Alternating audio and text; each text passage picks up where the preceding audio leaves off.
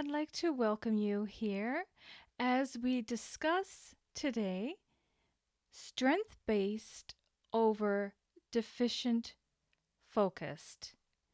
And this is for child and youth care workers, special need workers, teachers within the school system that work with children who have deficits in their life, whether it be behavioral or learning disabilities or a combination of both. So let's begin. Cooperative and competency based approaches. The resulting positive and healthy development over deficit based learning. I'd like to introduce myself. I am Bernadette Waugh. I am a child and youth care worker and neurolinguistic programmer. So, as a child and youth worker, there has been a gathering needed to view the behavior of children and youth from a developmental perspective. With this view, interventions have been designed to build on the existing strengths and abilities of these individuals. These interventions have developed into an approach that focuses on social competence rather than on a model of dysfunction and deficits. This approach is known well by child and youth care workers as cooperative and competency-based approaches. With this approach, child and youth care workers can develop personalized programs that are focused on health and normal development for each child and youth that they come in contact with. This changes how we view the child. The youth is viewed in a positive light rather than as a patient. It also changes how we view the child in the context of family, school, and their community. With this approach, families and communities are more accepting, willing, and encouraging to help in the healthy development of youth involved. The following is an analysis based firsthand on the positive effects this approach has had on our youth and how it is to be adapted worldwide to foster self-esteem and self-confidence in our leaders for tomorrow. And while a deficit approach has not been successful.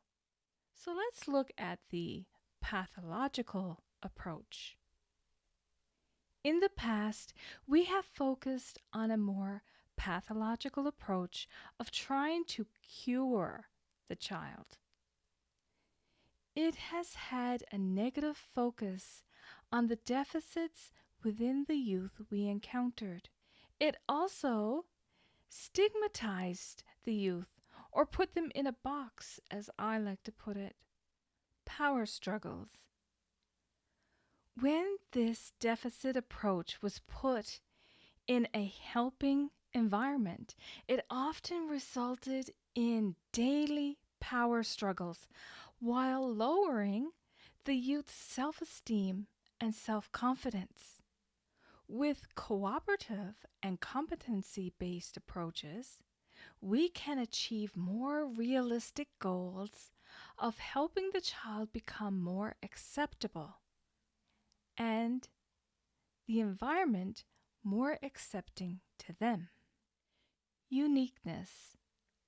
Together, both the worker and youth can seek common ground to achieve goals that suit the needs of the youth while focusing on the strengths that are unique to this child.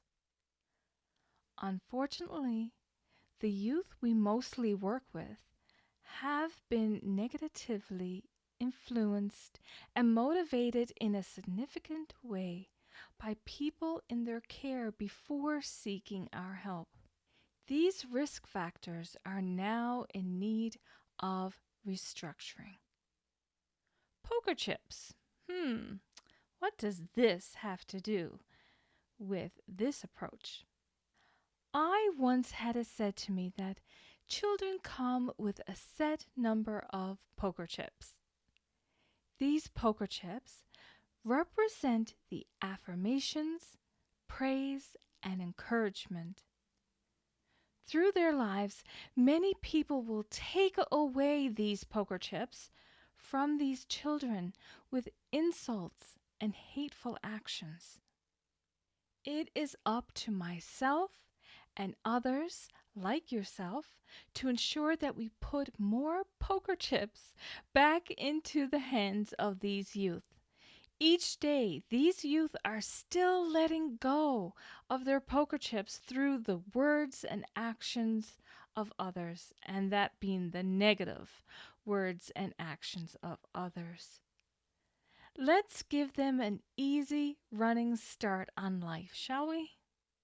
This approach has held dear to my heart due to the fact of my own daughter who has learning disabilities in memory, language, and mathematics. I have seen firsthand the negative influences of her teachers and peers on her deficits. I have seen her learning environment was not encouraged while in the presence of these individuals.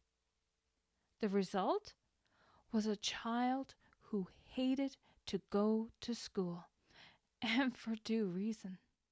With a cooperative and competency-based approach, my daughter has been encouraged at home to explore and build on the skill set and talents she already has acquired. She is even discovering gifts and strengths she never knew she had. Upon these discoveries, she is encouraged to develop her new discoveries about herself.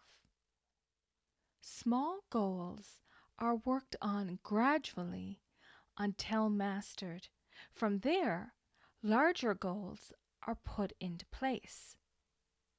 Once my daughter is comfortable with a skill she has developed, then she can move herself onto a higher level.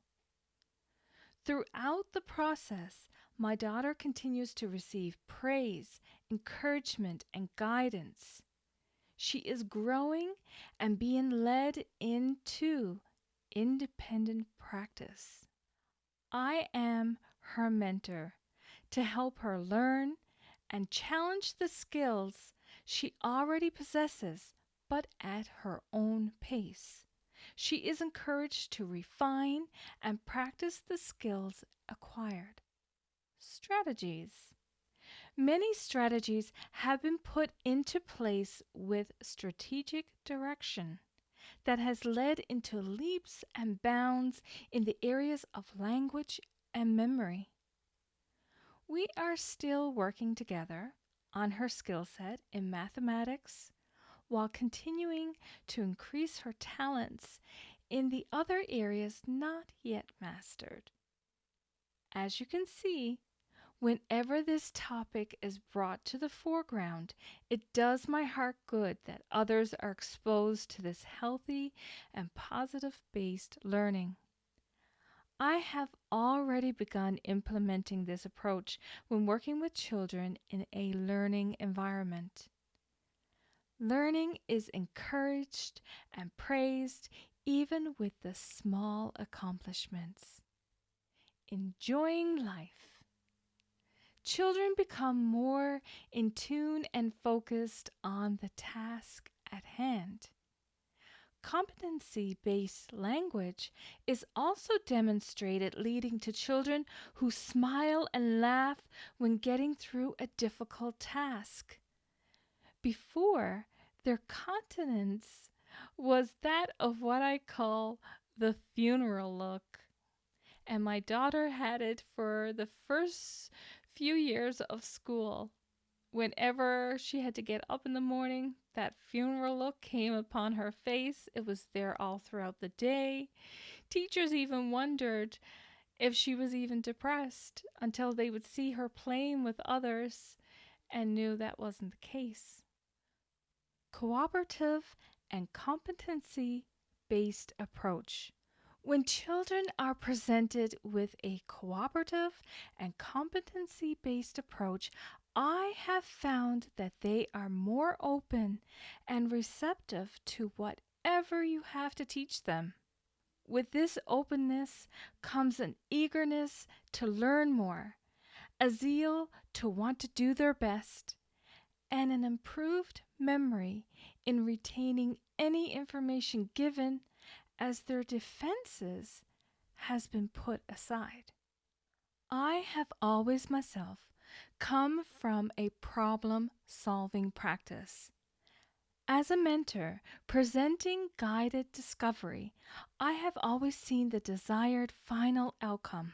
The difference and the challenge to myself with the cooperative and competency-based approach is, as a mentor and a child and youth care worker, to present the challenge, but to allow the youth to find the many possible different solutions to the challenge at hand. The desired result. The challenge for myself is to establish that there can be several solutions that can produce the desired end result. There is a challenge in allowing youth to explore together and allow their voice to be heard just as loudly as my own. Competent. There are skills and talents within our youth that have still not yet been tapped into. It is realizing that the more competent our youth become, the more our youth will become successful in their own problem solving. So, in this approach, we see how there can be an improvement of interpersonal relationships with peers and adults that will positively affect their psychological well-being. We see our own influence as the emotional needs of our youth and how our involvement can either hinder or promote healthy development. We can see how this approach can be beneficial in working with the youth's families in their own dysfunctions. Youth can be shown through this approach to develop significant, positive, and long-term relationships with their peers, adults, and family members. Through competency-based language, youth can convey respect and facilitate change in their own lives. Youth will also adapt their own solution-based speech over problem thinking. This approach's final outcome will produce a climate for positive and healthy change. Our final challenge is to ensure our child and youth care workers allow youth to become involved in the therapeutic process and to dissolve barriers that have been set in place through deficit-based learning. Increase self-esteem. Both child and youth care worker and youth are to work together to increase self-esteem, self-confidence, and to come together on common ground for success in the goals set before them. We are to be their role models and incorporate this cooperative and competency-based approach into many aspects of our own lives. Youth will mimic what they see and hear. Be the example. Our challenge is to ensure that the lessons our youth learn are not different from the ones we are trying to teach them. Which approach will you choose? I want to thank you for being here today and taking part in learning about this approach. Have a blessed, beautiful, super fantastic day ahead of you. God bless.